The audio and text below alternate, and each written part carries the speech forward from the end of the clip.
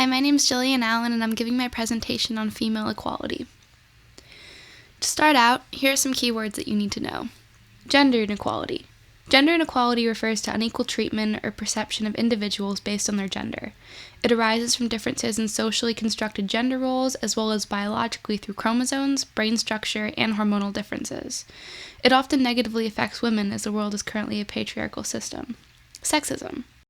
This is the prejudice, stereotyping, or discrimination against women on the basis of sex. And feminism, the response to sexism, which is the advocacy of women's rights on the ground of political, social, and economical equality to men. In the world right now, not a single place exists where women are equal to men. Some places it's worse than others, but it's a problem that exists everywhere today.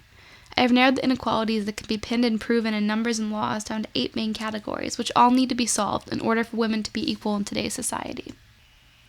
Before we can talk about these 8 problems, though, that come from sexism, we need to talk about what caused the inequality in the first place and what fueled the fire afterwards. History. To get a good look into the beginning of gender inequality and the development of these 8 things, you have to go all the way back to 10,000 BCE, to the agricultural revolution. This revolution was a transition between nomadic hunter-gatherers and agricultural use that allowed civilizations to form and food to be produced in greater quantities. Before this revolution, men and women had different but equal jobs that contributed to the lives of their families.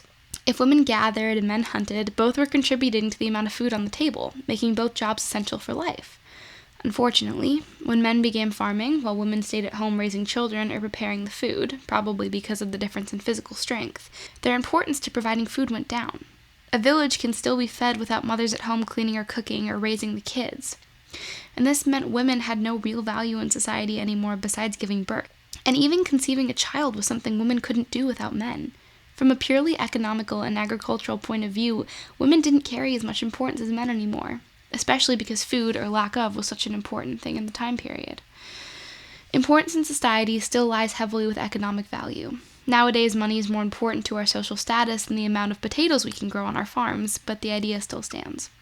Women are becoming more economically valuable every day, but are still treated as less than men, and are still not equal to men in job positions, income, or any aspect of the world, really. When you look at gender inequality, it's in politics and the economy, but that all rooted from its prominent place in social life. We know what caused the initial split in equality and economic value, but that isn't really the problem anymore in our modern world. Even in third world countries, women are economically valuable today. According to the organization UN Women, women comprise an average of 43% of the agricultural labor force in developing countries to 50% in parts of Asia and Africa. So this means every act of gender inequality comes from the shared idea the world has that women are simply less than men. It's an idea so overwhelming in life that a lot of women even believe it. This means all the history of sexism past the agricultural revolution comes from society and the effect these beliefs have on every other aspect of life. To look at some of the history of these social ideas, you can resort back to religion as a good starting point. An example of this would be the Confucian system. It's in China, Korea, Japan, Vietnam, for over 2,500 years.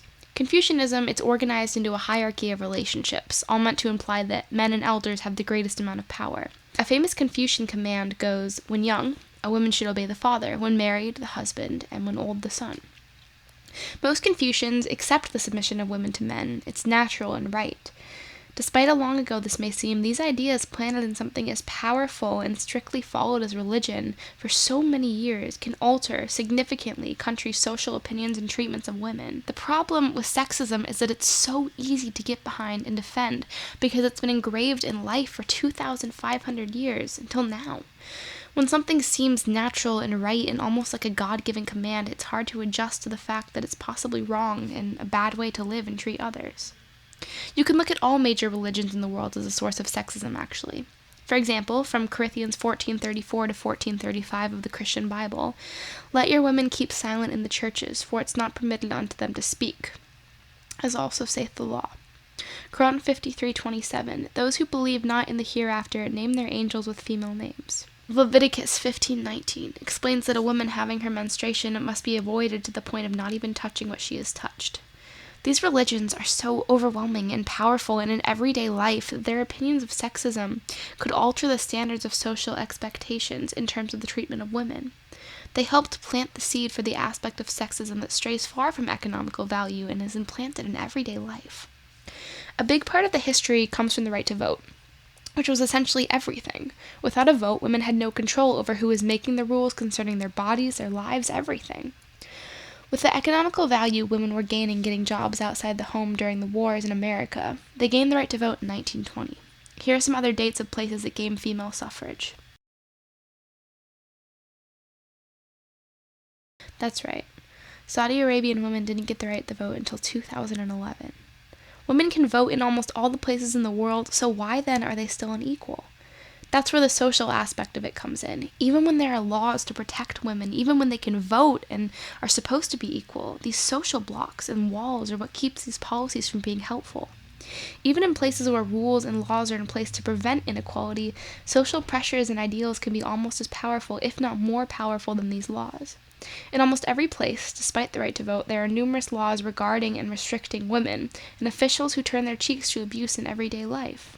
These include honor killings in Afghanistan and the hundreds of laws restricting female bodies here at home in America. So our 8 problems. The first one is mobility. Women are still forbidden to drive in Saudi Arabia. They have to rely on their fathers and husbands. In countries like Egypt, husbands have the right to stop their wives from leaving the country, or some even require written permission from their husbands to travel. In order to give women equality, they have to be able to remove themselves from abusive situations and just generally make their own decisions. If you put females under the restriction of men, then they have no way to gain freedom. They have no basis to stand on. They have nothing of their own to freely decide for themselves. Number 2, freedom of marriage. According to the UN, 40% of young women in South Asia and Sub-Saharan Africa are married by their 18th birthday. Child marriage. It's common and can even prove fatal. It takes away from women the human right to decide for themselves who they'd like to marry. In Pakistan, women are expected to accept arranged marriages, and refusal can lead to honor killings referenced earlier. Marriage is a human right. When young girls marry a significantly older man, they lose their entire lives to a person they don't love, and are completely under the control and jurisdiction of someone they don't know. Families often marry their daughters because of poverty or to move up in the social ladder, but it hinders the education of females and hurts the economy. It isn't a single problem to solve, not as easy as you'd think. It's a last resort kind of thing to sell away your child. In order to solve the problem at this point, poverty would have to end in these areas to a degree, but you can't say that poverty is the cause. The social belief that women are less than men makes child marriage an acceptable practice, seeing as women's happiness is undervalued. Mothers have accepted that women and girls are so low on the totem pole, they begin to understand and accept selling their own children into marriage. 3. Discriminatory divorce rights. In most of the Middle East, countries are governed by religion-based ideals, as men are typically viewed as superior. They can divorce their wives easily, but women, on the other hand, face many challenges. In Lebanon, abused women don't even have the right to file for divorce unless an eyewitness is willing to testify. This section sort of falls under mobility, but without the physical distance. It's the right to leave a situation where women are in danger or unhappy. Citizenship. With the exception of Israel and parts of Egypt, women in the Middle East don't have the right to pass citizenship to their children, while men have the ability to pass it to their children and the women they marry. Citizenship is very important. By keeping women from passing citizenship to their kin, they're creating another way for women to feel excluded from the country and from the community. It creates a divide and a split between people who have rights and people who don't, people who are powerful and people who don't. 5. Participation in politics. Let's read off some numbers.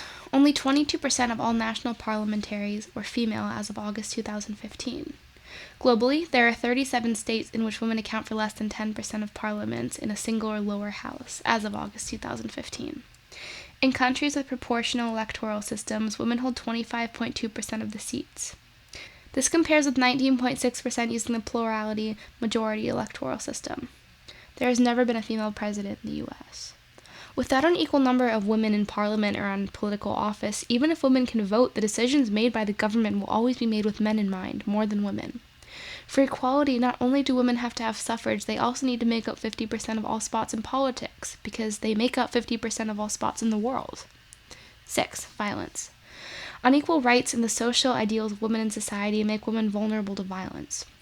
One of these forms is spousal rape, like in India, where rape laws don't apply to marriages. In a large survey of American women, only 16% reported rapes to the police. In Afghanistan, women are imprisoned for being raped. The chances that you are raped in the U.S. is 1 in 5 and 1 in 3 if you're an African American woman.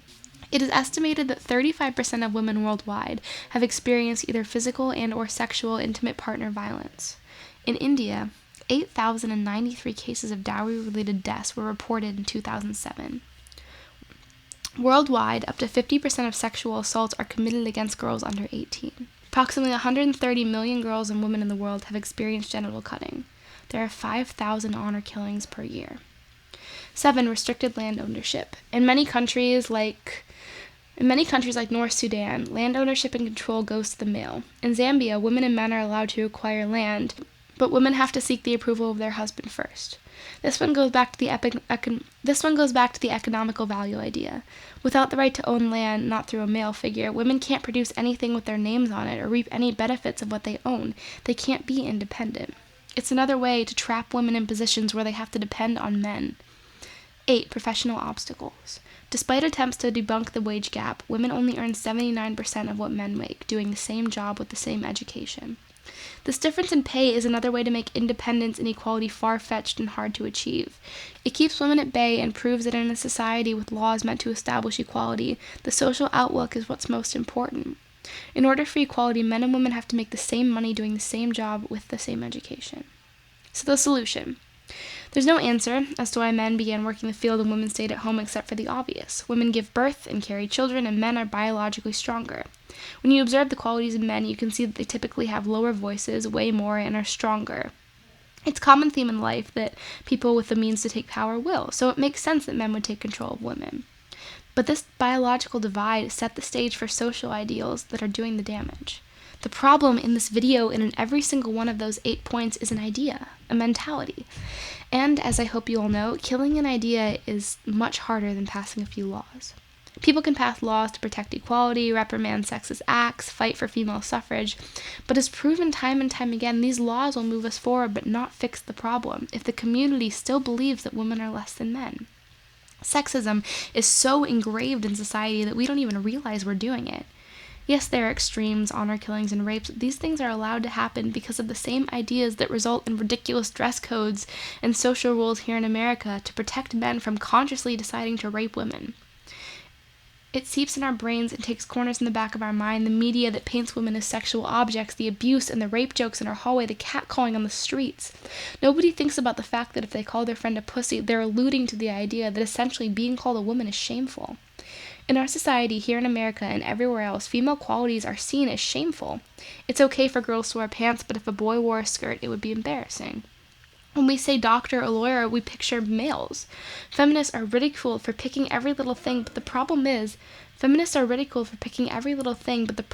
the same sexism that results in dramatic laws and acts of violence is here in America and is fueled by these little things. I know the prompt is to go back and fix every problem leading up to female inequality, but if the problem is an idea that still exists today, then the solution isn't 100 different little things we need to change. It's one mindset we need to put to rest, so those other 100 things will follow.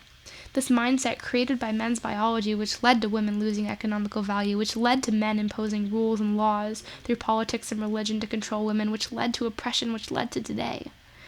To end this, we need to fix all the big things and the little things. Equal pay needs to be a no-brainer. Rape needs to be taken seriously. Everyone needs to honestly believe that men and women deserve equality. Everyone needs to honestly believe that men and women deserve equality, and that's not an easy thing to do. That's an uphill battle that everyone needs to fight every day. Everyone in this classroom can do something. End the sexist jokes. Stop using female-exclusive swear words to demean women. I mean, why say the B word when you can say something more fun, like the F word? Get really angry about women who are sold into child marriage. Protest. Educate yourself. Never keep an act of sexism in the dark. Girls, don't stay quiet. Don't stroke the male ego by dumbing yourself down. Honestly believe you are equal no matter what anything or anyone else says. That's how you end gender inequality. That's how you end gender inequality, I think.